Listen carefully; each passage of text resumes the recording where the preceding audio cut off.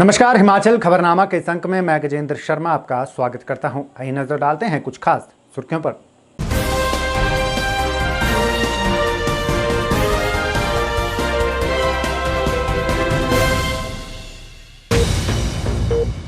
मुख्यमंत्री जयराम ठाकुर ने कहा, किसानों की आय को दोगुना करने के लिए राज्य में प्राकृतिक खेती को दिया जा रहा है बढ़ावा।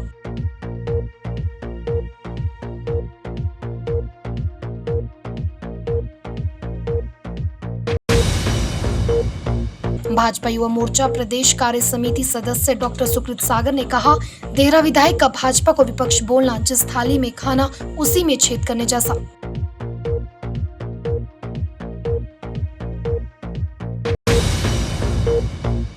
फीस रेगुलेटरी बिल के विरोध में निजी स्कूलों ने खोला मोर्चा, फीस संबंधी रेगुलेशन को लागू न करने की मांग।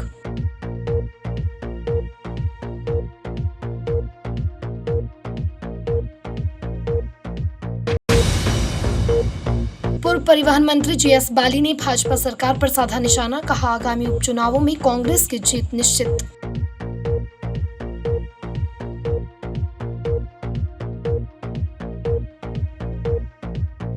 सुर्खियों के बाद अब खबरें विस्तार से। मुख्यमंत्री जयराम ठाकुर ने कृषि विभाग की प्राकृतिक खेती खुशहाल किसान योजना की राज्य परियोजना क्रियान्वयन इकाई द्वारा realisation of mission natural farming among small holders विषय पर आयोजित राष्ट्रीय वेबिनार को संबोधित करते हुए कहा कि प्रदेश में प्राकृतिक खेती को बड़े पैमाने पर बढ़ावा दिया जा रहा है ताकि वर्ष 2022 के अंत तक किसानों की आय को दोगुना किया जा सके। जयराम ठाकुर ने कहा कि राज्य सरकार प्रदेश के सभी 9,61,000 किसानों को प्राकृतिक खेती अपनाने के लिए प्रेरित करने का प्रयास कर रही है ताकि हिमाचल देश का प्राकृतिक कृषि प्रदेश बन सके। मुख्यमंत्री जयराम ठाकुर ने कहा कि प्रदेश में प्राकृतिक खेती को बढ़ावा देने के लिए राज्य सरकार प्राकृतिक खेती खुशहाल किसान योजना का क्रियान्वयन कर रही है। उन्होंने कहा कि इससे न केवल फसलों की पैदावार बढ़ेगी बल्कि किसानों की लागत में भी कमी आएगी। किसानों की लागत को कम करने में सुभाष पालेकर प्राकृतिक खेती पद्धति उभर कर सामने आई है। इस पद्धति के माध्यम से स्थानीय स्तर पर उपलब्ध पदार्थों का उपयोग करके पैदावार, उपज और कृषि को बढ़ावा दिया जाता है। मुख्यमंत्री ने कहा कि प्रदेश सरकार द्वारा राज्य में प्राकृतिक खेती को बढ़ावा देने के लिए उठाए गए कदमों की नीति आयोग ने सराहना की है। उन्होंने कहा कि वर्ष 2018 में राज्य सरकार द्वारा प्रस्तुत किए गए पहले बजट में प्राकृतिक खेती को बढ़ावा देने के लिए 25 करोड़ रुपए का प्रावधान रखा गया था। उन्होंने कहा कि यह प्रधानमंत्री नरेंद्र मोदी के वर्ष 2022 तक किसानों की आय को दुगना करने के सपने को साकार करने में सहायक सिद्ध होगा। मुख्यमंत्री ने कहा कि प्रदेश में कृषि योग्य भूमि सीमित है और अधिकतर किसान लघु और सीमांत श्रेणी में आते हैं। उन्होंने कहा कि प्राकृतिक खेती से न केवल अच्छी पैदावार मिलती है बल्कि किसानों को भी अच्छे दाम मिलते हैं। जयराम ठाकुर ने कहा कि हिमाचल प्रदेश को देश में सेब राज्य के रूप में जाना जाता है, परंतु सेब उत्पादकों द्वारा रासायनिक उर्वरकों का अत्यधिक उपयोग चिंता का विषय है। उन्होंने कहा कि सौभाग्यवश अधिक से अधिक सेब उत्पादक अब प्राकृतिक खेती को अपना रहे हैं, जिससे उन्हें अपने उत्पादों के अच्छे दाम मिल रहे हैं। उन्होंने कहा कि सरकार प्राकृतिक उत्पादों के प्रमाणीकरण करने के लिए एक तंत्र विकसित करने का भी प्रयास कर रही है ताकि वे अपने उत्पादों का अच्छा मूल्य प्राप्त कर सकें। क्या चीजें हम हट करके कर सकते हैं और जो इस सरकार की प्राथमिकताएं भी दर्शाए और उसके साथ साथ में उस कॉन्सेप्ट के साथ आगे बढ़ करके काम करने के लिए समाज का भी जिसमें भला हो, उस दृष्टि से कुछ चीजों की शुरुआत की और उसमें से एक शुरुआत हमारी यही है जो फरवरी में हमने पहला बजट अपनी सरकार का प्रस्तुत किया। उस बजट में हमने कहा कि हम हिमाचल प्रदेश में एक नई शुरुआत करना चाह रहे हैं और प्राकृतिक खेती खुशहाल किसान के नाम से हमने इस योजना की शुरुआत की। और उस वक्त हिमाचल प्रदेश के राज्यपाल महोदय आचार्य देवव्रत जी, उनका मार्गदर्शन और उनका आग्रह बहुत विनम्र था हमारे समक्ष इस बात को लेकर के ये करना ही है और करने के साथ इसको आगे बढ़ाना है। मैं इसमें अपनी पूरी भूमिका, सक्रिय भूमिका निभाने की कोशिश करूंगा। प्रदेश के हजारों छात्रों की परीक्षाएं करवाने के फैसले का विरोध कर रहे युवा कांग्रेस व राष्ट्रीय छात्र संगठन की सांकेतिक भूख हड़ताल दूसरे दिन भी जारी रही। राजधानी शिमला स्थित उपायुक्त कार्यालय के बाहर धरने पर बैठे एनएसयूआई के अध्यक्ष छतर सिंह ने कहा कि जब तक सभी छात्रों को कोरोना की वैक्सीन नहीं लग जाती तब तक परीक्षाएं आयोजित करने का कोई औचित्य नहीं है। इस दौरान कांग्रेस सह प्रभारी संजय दत्त ने युवा कांग्रेस कार्यकर्ताओं से मिलकर उनका मनोबल बढ़ाया। युवा कांग्रेस अध्यक्ष निगम भंडारी ने कहा कि उन्हें सांकेतिक भूख हड़ताल पर बैठे 2 दिन हो गए हैं, लेकिन प्रशासन की तरफ से अभी तक उनकी सुध लेने कोई नहीं आया। उन्होंने कहा कि सरकार परीक्षाएं करवाने की बात कर रही है, जबकि अभी तक परीक्षाओं के आयोजन को लेकर कोई भी तैयारी नहीं की गई है। सरकार व प्रशासन को चाहिए कि वो पहले अपनी व्यवस्थाएं दुरुस्त करे, उसके बाद परीक्षाएं आयोजित की जाएं। अन्यथा युवा कांग्रेस न्यायालय से सचिवालय तक का रास्ता तय करने में देर नहीं लगाएगी। इस दौरान कांग्रेस के सह प्रभारी संजय दत्त भी भूख हड़ताल पर बैठे युवा कांग्रेस कार्यकर्ताओं से मिले व उनकी हौसला अफजाई की। सर, एग्जामिनेशन और वैक्सीनेशन को लेकर जो छात्र परेशान है, छात्रों की परिस्थितियों को लेकर आज हमारा भूख हड़ताल का दूसरा दिन है। हिमाचल प्रदेश के जिला मुख्यालय शिमला में नहीं, सभी मुख्यालयों में छात्र एनएसवाई और युवा कांग्रेस के साथ मिलकर सांकेतिक भूख हड़ताल पर बैठे हैं। लेकिन बड़े शर्म की बात है, बड़े सोच की बात है कि प्रशासन की ओर से यहाँ नहीं, पूरे प्रदेश में कोई भी अधिकारी छात्रों से, युवा एनएसवाई और युवा कांग्रेस के कार्यकर्ताओं से मिलने नहीं आया कि उनकी मांग क्या है। इन बातों से यह स्पष्ट होता है कि जब प्रशासन सिर्फ 4 लोगों से नहीं मिल सकता तो जो हजारों लाखों छात्रों की जो दर्द है उसको कैसे समझ सकता है। आप पिछले काफ़ी दिनों से हमने एक ड्राइव चलाई थी, एग्जामिनेशन मस्ट वैक्सीनेशन फर्स्ट। उसके तहत सरकार ने छात्रों के साथ बहुत बड़ा खिलवाड़ किया है। पहले सरकार ने नोटिफिकेशन निकाली थी 28 और 29 तारीख को वैक्सीनेशन लगेगी, उसके बाद कई कॉलेजों में नहीं लगी, लेकिन आज अखबार के माध्यम से मालूम हुआ कि वैक्सीनेशन में अभी 1 हफ्ते का समय है। वैक्सीनेशन लगाने में आपका 1 हफ्ते का समय है और एग्ज़ाम आप कल से करवा रहे हैं। इसके अलावा जब आपकी कोई नीति नहीं है, परीक्षा कराने के लिए आपकी तैयारियां नहीं है, आपने कभी बच्चों को जो है अपना सिलेबस कवर नहीं कराया, किस तरह से आप परीक्षा कराएंगे, किस तरह से वो करवाएंगे। इस मुहिम को लेकर आज हमारा साकेत दूसरा दिन है।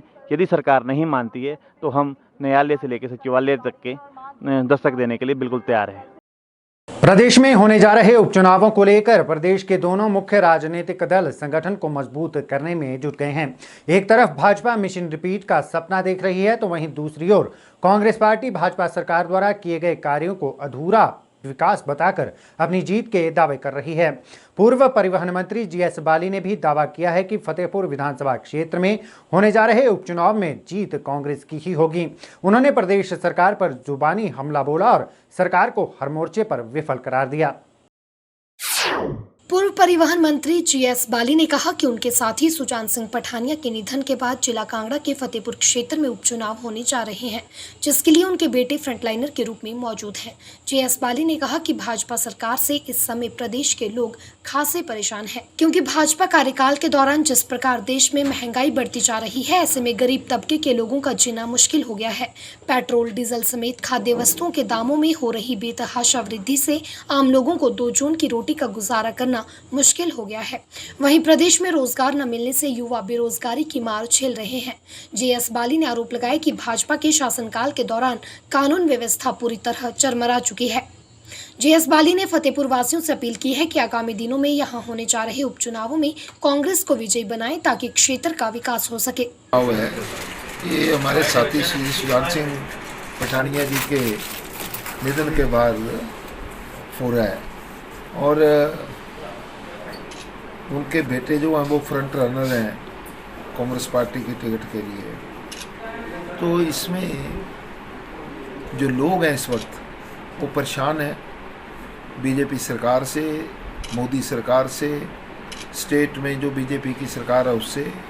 कानून व्यवस्था का बड़ा बुरा हाल है, महंगाई चरम सीमा पर है। जो डीजल पेट्रोल 40-50 रुपये होना चाहिए वो डीजल पेट्रोल जो है वो 100 रुपये को टच कर रहा है। और जो सरसों का तेल हम लोग 50 रुपये में देते थे लीटर, ये 200 रुपये में दे रहे हैं। और दालें जो है वो 150-150 रुपये टच कर गई हैं। ये एक बड़ा माहौल ऐसा बन गया जहाँ लोग परेशान थे, उनकी मदद होना चाहिए थी। कोरोना के दौरान घरों में डेथ्स हो गई, लोग स्वर्गवास सुधार गए, उनकी मदद करनी थी। बेरोजगारी चरम सीमा पर चली गई। जो लोग बाहर काम करते थे नौकरी छोड़ के गाँव वापस आ गए। गाँव में उनको कोई खाने का या रहने का साधन नहीं है। तो ये बड़ी परेशानी का दौर जो है उससे गुजर रहे थे। उसमें आकर के बीजेपी ने और डेवलपमेंट के काम बिल्कुल बंद कर दिए। HRTC जो एक साधन था लोगों के पास, गरीब आदमियों के पास सरकारी बस का, वो प्रैक्टिकली बंद हो गई है। तो ये जो है, इन सब चीज़ों को देखते हुए लोग चाह रहे हैं जब इलेक्शन आएंगे, लोग बीजेपी को बुरे तरीके से पछाड़ना चाहते हैं। हिमाचल प्रदेश में जल्द ही एनडीआरएफ बटालियन 14वीं वाहिनी का स्थायी हेडक्वार्टर बनने जा रहा है। इसके अतिरिक्त प्रदेश में एनडीआरएफ की 3 डेडिकेटेड यूनिट स्थापित की जाएंगी जो आपदा के समय में रेस्क्यू ऑपरेशन को अंजाम देंगी। एनडीआरएफ का हेडक्वार्टर मंडी में स्थापित किया जाएगा, जबकि डेडिकेटेड यूनिट्स रामपुर, नूरपुर और बद्दी बरोटीवाला में स्थापित की जाएंगी। एनडीआरएफ के कमांडेंट बलजिंदर सिंह ने बताया कि एनडीआरएफ बटालियन का स्थायी हेडक्वार्टर मंडी में बनने जा रहा है। इसके अलावा एनडीआरएफ की डेडिकेटेड यूनिट रामपुर, नूरपुर और बद्दी बरोटीवाला में स्थापित की जाएगी। डेडिकेटेड यूनिट्स में 150 से अधिक जवान तैनात किए जाएंगे जो उपकरणों से लैस होंगे। वहीं बद्दी में 2 यूनिट्स बनाई जाएंगी, जिसमें से एक यूनिट केमिकल या बायोलॉजिकल आपदा में रेस्क्यू को अंजाम देगी और दूसरी प्राकृतिक आपदाओं के दौरान रेस्क्यू ऑपरेशन करेगी। उन्होंने बताया कि हिमाचल प्रदेश सरकार ने मंडी और रामपुर में औपचारिकताएं लगभग पूरी कर ली हैं और जल्द ही यहां डेडिकेटेड यूनिट्स बनाने का कार्य शुरू कर दिया जाएगा। उन्होंने कहा कि मंडी और रामपुर में प्रदेश सरकार द्वारा अस्थायी भवन उपलब्ध करवाए जा रहे हैं और उम्मीद है कि जल्द ही यहां स्थायी भवनों का निर्माण कर दिया जाएगा। उन्होंने कहा कि ये बटालियन पूरी तरह से हिमाचल प्रदेश के लिए होगी। आज का जो प्रेस कॉन्फ्रेंस का जो आज मंत्र था आप लोगों को यहाँ जो हमने इनवाइट किया, उसका मेन रीज़न ये था कि हिमाचल के लोगों को ये जानकारी देनी कि उनकी सेवा के लिए जो हिमाचल गवर्नमेंट ने सेंट्रल गवर्नमेंट से एनडीआरएफ की एक बटालियन की डिमांड की थी, उसके लिए ये 14वीं वाहिनी जो एनडीआरएफ की है वो प्रदेश की है एनडीआरएफ द्वारा और सेंट्रल गवर्नमेंट द्वारा। उसी सिलसिले में जो इसका बटालियन हेडक्वार्टर है वो टेम्परेरी जो बटालियन हेडक्वार्टर है वो यहाँ नूरपुर में स्थापित किया गया है और जो परमानेंट लोकेशंस होंगी उसकी बटालियन हेडक्वार्टर जो कि स्टेट गवर्नमेंट और एनडीआरएफ के द्वारा जो म्यूचुअल एग्रीमेंट हुआ है वो मंडी में बटालियन हेडक्वार्टर होगा। वहाँ पे बटालियन हेडक्वार्टर के साथ हमारी 2 टीमें जो ऑपरेशनल टीमें होंगी वो वहाँ पे रहेंगी। इसके अलावा हमने 3 जो भौगोलिक स्थिति है हिमाचल की उसको देखते हुए 3 रीजनल रिस्पांस सेंटर हमने प्रस्तावित किए हैं, जिसको कि हिमाचल गवर्नमेंट ने सीएम महोदय ने भी उनसे जब मुलाकात हुई तो उन्होंने भी इस बात को एग्री किया है। जो हिमाचल के अधिकारी हैं उन्होंने भी इसमें एग्री किया है। हम मंडी में बटालियन हेडक्वार्टर के साथ साथ रामपुर में वहाँ पे एक कंपनी मतलब 3 टीमें तकरीबन 150 प्लस जवान जो ऑपरेशनल कैपेबल होंगे ट्रेनिंग के हिसाब से भी और इक्विपमेंट के हिसाब से भी वो वहाँ रखे जाएंगे। दूसरी आरआरसी इस लोकेशन पे जहाँ पे अभी टेम्परेरी हमारा बटालियन हेडक्वार्टर चल रहा है, यहाँ पे जब हमारा बटालियन हेडक्वार्टर यहाँ से चले जाएगा तो एक डेडिकेटेड एक कंपनी नूरपुर में रहेगी जो नूरपुर के साथ साथ जो डिस्ट्रिक्ट्स हैं चंबा डिस्ट्रिक्ट, कांगड़ा डिस्ट्रिक्ट और हमीरपुर डिस्ट्रिक्ट को कवर करेगी। यहाँ से अगर कोई आपदा आती है या मैनमेड या कोई और भी घटना जिसमें डिस्ट्रिक्ट समझता है कि हमारी ज़रूरत है तो वहाँ से वो कवर करेगा। रामपुर से हम शिमला और किन्नौर डिस्ट्रिक्ट्स कवर करने का प्रस्ताव है। और तीसरी जो रीजनल रिस्पांस सेंटर हमने प्रस्तावित किया है वो जो इंडस्ट्रियल हब है, नॉर्थ इंडिया का सबसे बड़ा इंडस्ट्रियल हब है बद्दी, नालागढ़ और बरोटीवाला, जिसमें बहुत सारी फार्मास्यूटिकल, पेंट और अलग अलग इंडस्ट्रीज हैं जहाँ पे हैजर्डस मटीरियल और गैसेस का उत्पादन या यूज़ होता है। अगर वहाँ पे कोई ऐसा इंसिडेंट होता है गैस लीक का या कोई ऐसा उसको निपटने के लिए और बद्दी से ये सोलन, सिरमौर और ऊना डिस्ट्रिक्ट को कवर करने के लिए हमने 2 टीमें वहाँ 2 कंपनियाँ वहाँ पर प्रस्तावित की हैं, जिसमें एक टीम केमिकल और अगर रेडियोलॉजिकल, बायोलॉजिकल और जो न्यूक्लियर अगर कोई इस तरह का डिजास्टर वहाँ फेस होती है तो उससे लड़ने के लिए, लोगों को बचाने के लिए, लोगों को जागरूक करने के लिए वहाँ प्रस्तावित किया गया है। ये हमारी परमानेंट लोकेशन है जिसके लिए हमने रिक्वेस्ट किया है हिमाचल गवर्नमेंट से जमीन देने के लिए। और सोमवार से चल रही हिमाचल मेडिकल ऑफिसर्स एसोसिएशन की 2 घंटे की पेन डाउन हड़ताल के समर्थन में अब आईजीएमसी के रेजिडेंट डॉक्टर भी उतर आए हैं। बुधवार को आईजीएमसी में रेजिडेंट चिकित्सकों ने सुबह 9:30 बजे से 11:30 बजे तक पेन डाउन हड़ताल की और ओपीडी में किसी भी मरीज को चेक नहीं किया। अनलॉक होने के बाद आईजीएमसी में फिर से प्रतिदिन लगभग 2000 से अधिक मरीज इलाज के लिए पहुंच रहे हैं। यहां मरीज प्रदेश के दूरदराज इलाकों से इलाज के लिए आते हैं। ऐसे में डॉक्टरों की हड़ताल के चलते मरीजों को परेशान होकर मजबूरन ओपीडी के बाहर इंतजार करना पड़ा। अस्पतालों में ओपीडी रेजिडेंट डॉक्टर के भरोसे ही चलती है। ये वो रेजिडेंट डॉक्टर होते हैं जो पीजी कर रहे हैं और इनका काम ओपीडी में मरीजों की प्राथमिक स्तर से जांच करना रहता है। कोई भी मरीज जब अस्पताल में आता है तो सबसे पहले उसे रेजिडेंट डॉक्टर ही चेक करते हैं। कोई भी मरीज प्रोफेसर रैंक के डॉक्टर से सीधे इलाज नहीं करवा सकता। डॉक्टर्स की पेन डाउन हड़ताल में मेडिकल ऑफिसर संघ, आयुर्वेदिक मेडिकल संघ, वेटनरी ऑफिसर संघ शामिल है। आईजीएमसी रेजिडेंट डॉक्टरों का कहना है कि उनकी मुख्य मांग पंजाब वेतन आयोग की सिफारिशों को लेकर है। पंजाब वेतन आयोग के तहत प्रैक्टिस अलाउंस 25 से 20% कर बेसिक वेतन से डीलिंग करने का डॉक्टर विरोध कर रहे हैं। इसके अलावा डॉक्टरों के साथ हो रहे दुर्व्यवहार की घटनाओं की वे निंदा करते हैं। डॉक्टर्स की यह हड़ताल पूरे प्रदेश में चल रही है और इसमें अब रेजिडेंट डॉक्टर भी शामिल हो गए हैं। हमारी डिमांड है कि ये पंजाब पे कमीशन जो रिकमेंडेशंस है ये वापस ली जाए। हम पंजाब के डॉक्टर्स के साथ हैं। जब तक रिकमेंडेशन वापस नहीं होगी हम यहाँ पे जो है रोज़ सुबह आके 10:30 से 11:30 बजे तक पेन डाउन स्ट्राइक करेंगे। 9:30 से 11:30 बजे तक पेन डाउन स्ट्राइक करेंगे और हमारी यही डिमांड है कि पंजाब जो है जल्द से जल्द अपनी रिकमेंडेशन जो है वापस ले। पूरे देश में कोविड-19 टीकाकरण अभियान ने गति पकड़ ली है। इसी के चलते राजधानी शिमला में भी लगभग सभी सरकारी स्वास्थ्य केंद्रों में 18 वर्ष से अधिक आयु वर्ग के सभी लोगों का टीकाकरण किया जा रहा है। शिमला स्थित क्षेत्रीय अस्पताल दीनदयाल उपाध्याय की मुख्य चिकित्सा अधिकारी डॉक्टर सुरेखा चोपड़ा ने बताया कि जिला में अब तक लगभग 4.5 लाख लोगों को कोविड-19 वैक्सीन की पहली खुराक दी जा चुकी है। वहीं उन्होंने सभी लोगों से खुद को वैक्सीनेट करवाने की अपील की। शिमला स्थित जोनल अस्पताल डीडीयू की सीएमओ डॉक्टर सुरेखा चोपड़ा ने बताया कि जिला शिमला में अभी तक लगभग 4,53,000 लोगों को कोविड-19 की पहली खुराक दी जा चुकी है। उन्होंने बताया कि विदेश में पढ़ाई व काम करने वाले विद्यार्थियों व लोगों के लिए अस्पताल में 2 सेशन रखे गए थे, जिसमें पहले सेशन के दौरान 22 लोगों ने कोविड-19 की दूसरी खुराक ली थी। उन्होंने बताया कि 30 जून को दूसरा सेशन रखा गया था, जिसके तहत उन्हें 22 आवेदन पत्र आए थे। डॉक्टर सुरेखा चोपड़ा ने बताया कि शिक्षा विभाग की अधिसूचना के बाद लगभग सभी कॉलेज में स्पेशल कोविड-19 वैक्सीनेशन कैंप आयोजित किए गए थे।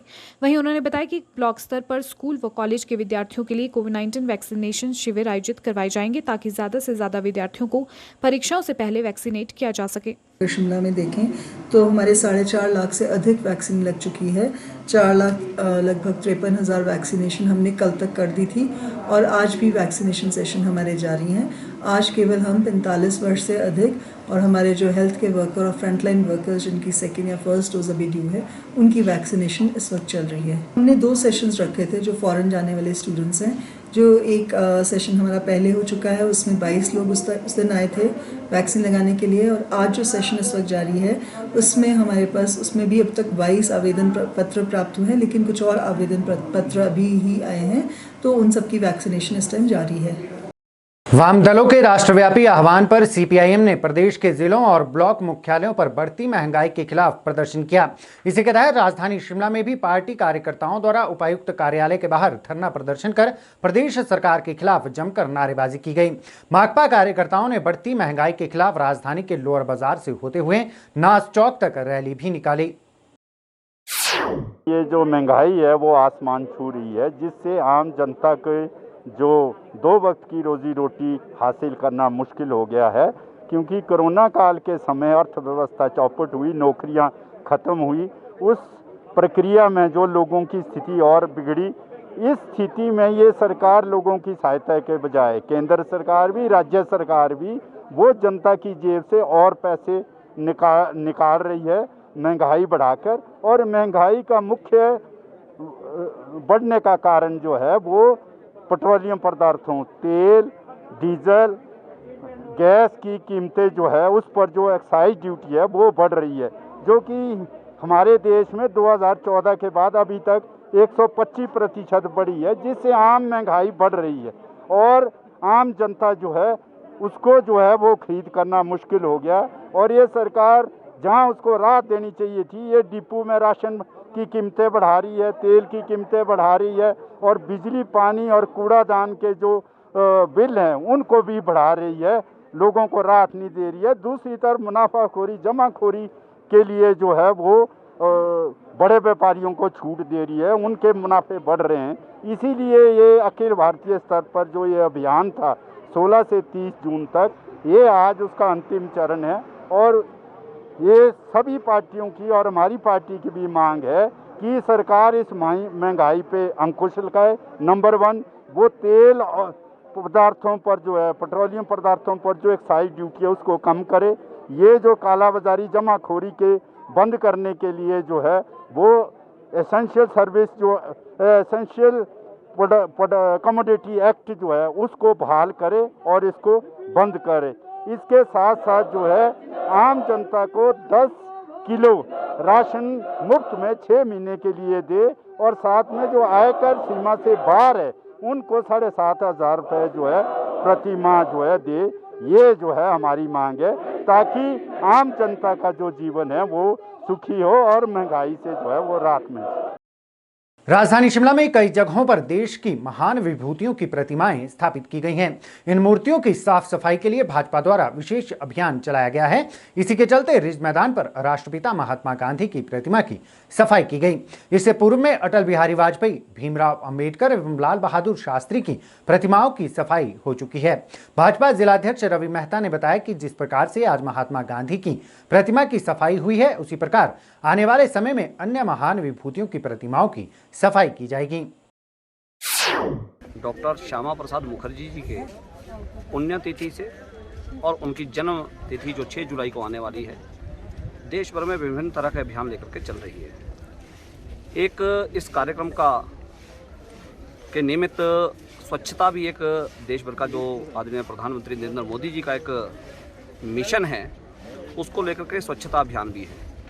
और ऐसा स्वच्छता अभियान जिला शिमला के अंदर में भी भारतीय जनता पार्टी पूरे प्रदेश के पदाधिकारियों से लेकर के हमारे प्रदेश कार्य समिति के जो सदस्य हैं, हमारे जिला के मंडल के जो पदाधिकारी हैं, कहीं ना कहीं स्वच्छता अभियान में लगे हैं। शिमला में भी यहाँ जो शिमला नगर है उसमें भारतीय जनता पार्टी की यहाँ की इकाई ने एक मिशन लिया है कि शिमला में जितने भी स्टैच्यू हैं, लगभग ये 10 स्टैच्यू ऐसे हैं जो बड़े प्रोमिनेंट हैं, सबकी जन आकांक्षाओं के अनुसार और जनता की कहीं ना कहीं इनके प्रति एक जो समर्पण भाव रहा है, तो भारतीय जनता पार्टी ने भी ऐसे ही दलगत राजनीति से ऊपर उठकर इनके प्रति श्रद्धा देश भर में रहे। किसी का भी बुत लगा, किसी की भी प्रतिमा लगी, ऐसा ये अभियान यहाँ शिमला से भी प्रारंभ किया है। हमारे जो 10 स्टैच्यू है, हमने ये 6 जुलाई तक में शिमला में स्वच्छता इनकी करनी, इनके आसपास की सफाई रहे और जीवन भर में जो भी राजनीतिक पार्टियाँ और भी रहे, उनके भी लिए एक उस तरह का प्रेरणा भाव या देश भर के जो नई पीढ़ी राजनीति में आने वाली है उनके प्रति श्रद्धा भाव, ऐसे हमारे महान नेता जो जहां पर भी मूर्ति के रूप में स्थापित है उनके प्रति आदर भाव रहे। ये अभियान को लेकर के भारतीय जनता पार्टी शिमला मंडल ने और यहाँ के हमारे कार्यकर्ताओं ने अभियान लिया है। देहरा विधानसभा क्षेत्र में राजनीतिक सरगर्मियां एक बार फिर तेज हो गई हैं। दरअसल एक पत्रकार वार्ता में विधायक होशियार सिंह ने भाजपा को अपना विपक्ष करार देते हुए क्षेत्र की अनदेखी के आरोप लगाए थे। विधायक होशियार सिंह द्वारा दिए गए इस बयान पर भाजपा युवा मोर्चा प्रदेश कार्य समिति सदस्य डॉक्टर सुकृत सागर ने कहा कि विधायक जिस थाली में खा रहे हैं उसी में छेद कर रहे हैं। उन्होंने कहा कि विधायक होशियार सिंह ने 4 साल भाजपा सरकार से खूब व्यक्तिगत लाभ लिया और अब इन्हें भाजपा अपना विपक्ष नजर आ रही है। ऐसे में विधायक द्वारा बोले गए शब्द उनके मौकापरस्त व स्वार्थी चरित्र को दर्शाते हैं। बीते दिन विधायक होशियार सिंह द्वारा दिए गए बयान कि वह भाजपा को अपना विपक्ष मानते हैं और उनका यह कहना कि मेरे दोनों पार्टियों से अच्छे संबंध है, मैं भाजपा व कांग्रेस दोनों पार्टियों के साथ बैठता हूं। इस पर पलटवार करते हुए भाजपा युवा मोर्चा प्रदेश कार्य समिति के सदस्य डॉक्टर सुकृत सागर ने कहा कि विधायक अपने स्वार्थ के लिए 2 नावों पर सवार हैं, लेकिन वह विधायक को बताना चाहते हैं कि 2 नावों पर सवार व्यक्ति हमेशा डूबता ही है। डॉक्टर सुकृत ने कहा कि विधायक बताए कि पिछले 4 सालों में वह देहरा के लिए कौन सा नया प्रोजेक्ट लेकर आए हैं जिसका काम अभी चल रहा हो। इस समय विधायक जिन भी कार्यों का श्रेय ले रहे हैं उसमें अधिकतर काम भाजपा के वरिष्ठ नेता व पूर्व विधायक रविंदर रवि ने स्वीकृत करवाए हैं। विधायक को श्रेय लेने की इतनी तीव्र इच्छा है कि वह पुराने भवनों के जीर्णोद्धार का भी उद्घाटन कर रहे हैं। कोई भी व्यक्ति इस बात को मौकापरस्ती और स्वार्थपन ही बोलेगा। विधायक महोदय ने 4 साल भाजपा की सरकार में खूब व्यक्तिगत लाभ लिए निजी भूमि पे करोड़ों के डंगे लगा लिए, वन विभाग की भूमि पे सड़कें बना ली, बीबीएमबी और वन विभाग की भूमि पे कब्जा कर लिया, बिना टेंडर के अपने घर तक पक्की सड़कें बना ली। और अब इतना लाभ लेने के बाद इनको भाजपा जो है वो अपना विपक्ष नजर आ रही है। तो ये जिस थाली में खाना उसी में छेद करना जैसा प्रतीत हो रहा है। दूसरा जो आपका सवाल है कि विधायक कह रहे हैं उनका दोनों पार्टियों से बड़ा अच्छा संबंध है, दोनों पार्टियों के साथ बैठते हैं, तो मैं तो पहले से ही कहता हूं कि विधायक जो है वो एक कांग्रेस के एजेंट की तरह काम करते हैं। फिर चाहे वो सीमेंट के रेट के इशू पे भाजपा सरकार को घेरना हो, केंद्रीय विश्वविद्यालय पे भाजपा सरकार को घेरना हो, समय समय पर वो भाजपा सरकार के खिलाफ बयानबाजी करते रहते हैं, भाजपा सरकार को घेरते रहते हैं। तो अब भाजपा भी उनको अच्छी लग रही है, कांग्रेस भी उनको अच्छी लग रही है। तो विधायक को मेरा एक सुझाव है कि आप दो नावों पे सवार हैं और दो नावों पे सवार व्यक्ति हमेशा ही डूबता है। हिमाचल प्रदेश में प्रस्तावित निजी स्कूल फीस रेगुलेटरी बिल के विरोध में निजी स्कूलों ने मोर्चा खोल दिया है। प्रदेश सरकार की ओर से निजी स्कूलों के लिए फीस बढ़ोतरी संबंधी ड्राफ्ट तैयार किया जा रहा है। सरकार की ओर से तैयार ड्राफ्ट में निजी स्कूल सालाना केवल 6% फीस बढ़ोतरी कर सकेंगे। ऐसे में अब प्रदेश भर के निजी स्कूल इसका विरोध कर रहे हैं। हम ये जो प्राइवेट स्कूल्स हैं, हम इतनी मेहनत करते हैं, हमारा एक स्टैंडिंग है ना, तो अगर आप फ़ी रेगुलेट करना शुरू कर देंगे तो सर क्वालिटी अपने आप ख़राब हो जाएगी सर। ये सबसे पहली बात है। दूसरी बात है कि जो भी रेगुलेशंस हैं हम उसको ऑलरेडी फॉलो कर रहे हैं, तो और रेगुलेट करने की क्या ज़रूरत है। और तीसरी बात है सर, ये 6% इसका ना इन्होंने कोई कैलकुलेशन दिया है, किस बेसिस पर है। अगर कोई छोटा स्कूल है तो 6% में कैसे सर्वाइव करेगा। तो अगर कैलकुलेशन दे, सब कुछ दे, तो हम कहते हैं कि ये जो फ़ी रेगुलेशन इसकी ज़रूरत नहीं है, because private schools are already self regulatory.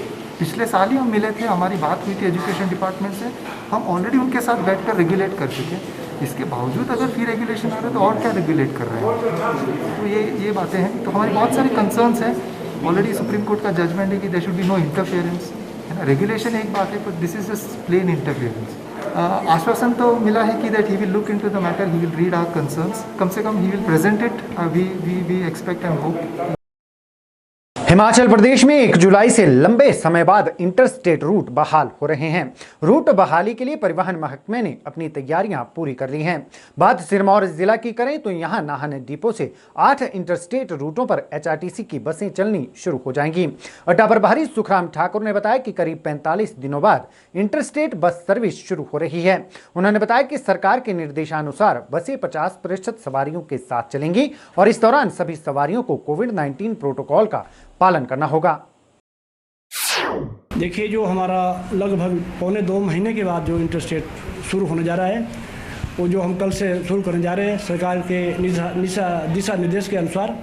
और कल जो हम अपने जो इंटरस्टेट के रूट है, हम 8 रूट कल शुरू करने जा रहे हैं, जिसमें शिमला से जो हमारा रूट हरिद्वार का था, पाउंटा साहिब तक जा रहा था, वो कल जो हरिद्वार जाएगा। शिमला से जो देहरादून पाउंटा तक जा रहा था, वो भी देहरादून जाएगा। और साथ में उसके जो देहरादून से धर्मशाला, देहरादून से मनाली, देहरादून से बैजनाथ, नाहन से सहारनपुर, मैं भूल गया था उसमें, नाहन से सहारनपुर, पाउंटा यमुनानगर, ये हम जो कल रूट जो शुरू करने जा रहे हैं। वैसे तो हमारे पास 12 रूट है, लेकिन हम कल 8 ही रूट पे चला रहे हैं। कल पहला दिन है और 1-2 रूट हम पर शुरू कर देंगे रूटीन के हिसाब से।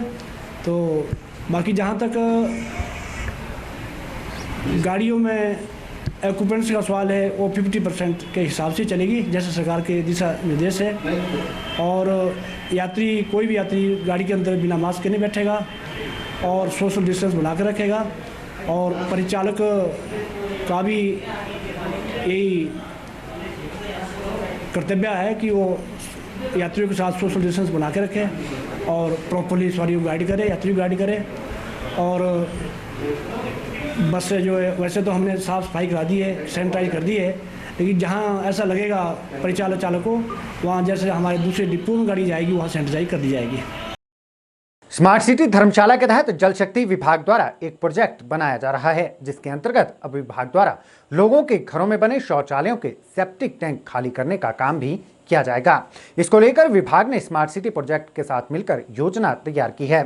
10 करोड़ 4 लाख की लागत की इस योजना के तहत जल शक्ति विभाग द्वारा 3,500 स्क्वायर मीटर जगह भी चिन्हित कर ली गई है। जल शक्ति विभाग धर्मशाला के एक्सिन श्रवण ठाकुर ने बताया कि स्मार्ट सिटी धर्मशाला के तहत जल शक्ति विभाग एक प्रोजेक्ट बना रहा है। धर्मशाला शहर के सीवरेज सिस्टम से कुछ क्षेत्र के लोगों के सेप्टिक टैंक को जोड़ने में दिक्कतें पेश आ रही हैं। ऐसे में शौचालय के सेप्टिक टैंक भर जाने पर लोगों को परेशानी पेश आती है। इस समस्या को ध्यान में रखते हुए एक योजना बनाई जा रही है, जिसके तहत सेप्टिक टैंक को खाली करके ट्रीट किया जाएगा। इसके लिए जल शक्ति विभाग ने लगभग 3,500 स्क्वायर मीटर की जगह चिन्हित की है। 10 करोड़ 4 लाख रुपए की लागत की यह योजना टेंडर स्टेज पर है। इस योजना के तहत शहर में जिन घरों के सेप्टिक टैंक भर जाएंगे, उन्हें विभाग अपनी मशीनों के माध्यम से खाली करवाएगा और ट्रीटमेंट प्लांट में ले जाकर ट्रीट करेगा।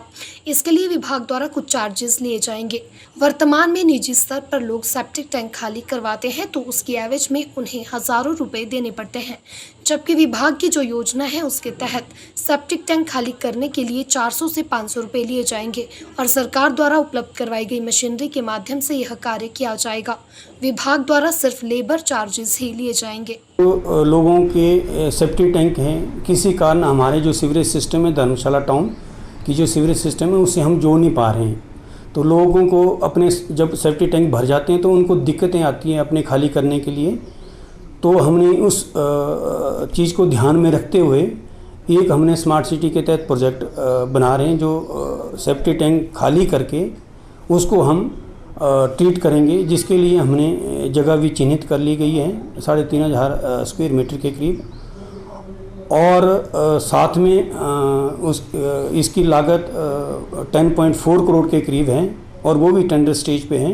ये लाभ होगा कि जैसे लोगों के सेप्टिक टैंक भर जाते थे तो वो उसको खाली करने की उनको ट्रीटमेंट का कोई भी साधन नहीं था। वो या तो कहीं इधर उधर ओपन लैंड में फेंक देते या कहीं नाले में फेंक देते थे। इसको हम अब हमारी ये परियोजना है कि लोगों के जितने भी जो सेप्टिक टैंक हैं उनको हम हनी शक्कर जो हमारी मशीन होगी उनको हम वहाँ से खाली करके अपने प्लांट में ले जाके ट्रीट करेंगे और जिसके नॉमिनल चार्जेस होंगे, जो डिपार्टमेंट सारे चार्जेस बेयर करेगा और जो कंज्यूमर होगा उन्हें हम थोड़े से चार्ज लेंगे। मेरी नॉलेज के अनुसार आजकल जो प्राइवेटली कर रहे हैं इसको चीज़ को 7-8 हज़ार रुपये पर सेप्टिक टैंक उनका बन रहा है और हमारा ज़्यादा से ज़्यादा रहेगा 400-500 रुपये रहेगा जो सारे चार्जेस लेके, क्योंकि इसमें गाड़ी भी सरकार की होगी, सब कुछ। हम सिर्फ लेबर की जो कॉस्ट लेंगे जो खाली करने की, उनसे फ़िलहाल हमारी जो प्लानिंग है कि कॉस्ट ही लेंगे उनकी खाली करने की। प्रदेश सरकार भले ही हर घर में जल पहुंचाने का दावा कर रही हो, लेकिन धरातल की वास्तविक स्थिति सरकार के दावों और जल शक्ति विभाग की कार्यप्रणाली की पोल खोल रही है। जिला चंबा के अंतर्गत आने वाली करिया पंचायत की बात करें तो यहां पर हर घर में नल तो लगे हैं, लेकिन नलों में पानी नहीं आ रहा, जिस कारण स्थानीय लोगों को परेशानियों का सामना करना पड़ रहा है। लोगों का कहना है कि पीने के पानी के लिए वे अभी भी प्राकृतिक स्रोतों पर ही निर्भर हैं, जो काफी दूर हैं। पानी वगैरह बड़ी दिक्कत है। सब पानी नहाना धोना तो कुत्ते का दिखा, पर पीने वास्ते भी पानी नहीं है।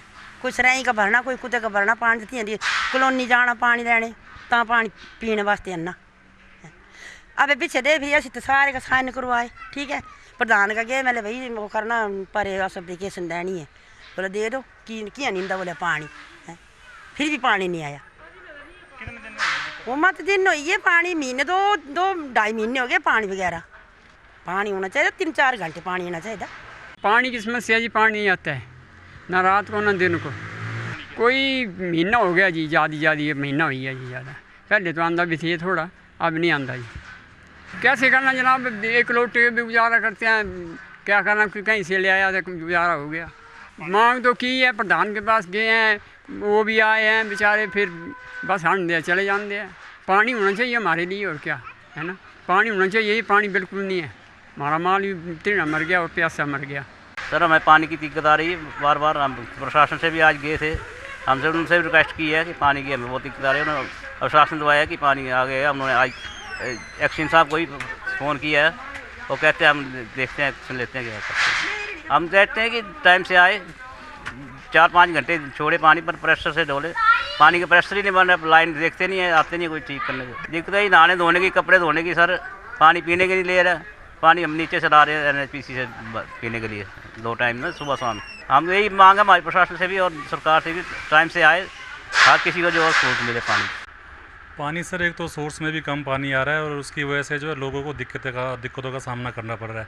आज भी हम DC साहब के पास गए थे तो उन्होंने तुरंत IPH हमारे एक्शन साहब को भी उन्होंने फ़ोन किया, उसी टाइम उन्होंने कहा कि आज जो है आपकी समस्या का हल कर दिया जाएगा। लेकिन अभी तक कुछ जो है पाइपें जो है लाइनें जो हमारी ब्लॉक पड़ी हुई हैं और कल भी दोबारा फिर से आएंगे, वो उसकी जांच पड़ताल करेंगे, उसके बाद ही पता लगेगा पानी की समस्या का क्या होगा।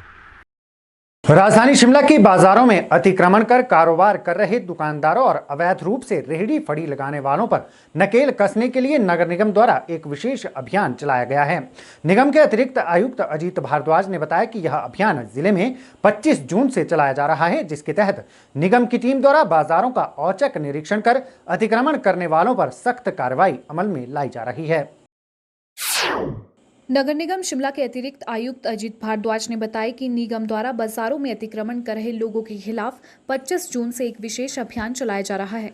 अभियान के तहत निगम के अधिकारी और कर्मी बाजारों का औचक निरीक्षण कर ऐसे लोगों पर कार्रवाई कर रहे हैं। अजीत भारद्वाज ने बताया कि बाजार में दुकानदारों द्वारा किए गए अतिक्रमण के कारण लोगों को आवाजाही में काफी परेशानी उठानी पड़ती है। ऐसे में उन्होंने बताया है कि अगर दुकानदारों द्वारा अब भी अतिक्रमण किया जाएगा तो नगर निगम को मजबूरन और ज्यादा सख्त कार्रवाई करनी पड़ेगी। उन्होंने बताया कि अगर दुकानदार अपनी हरकतों से बाज नहीं आए तो उनके बिजली व पानी के कनेक्शन भी काटे जा सकते हैं।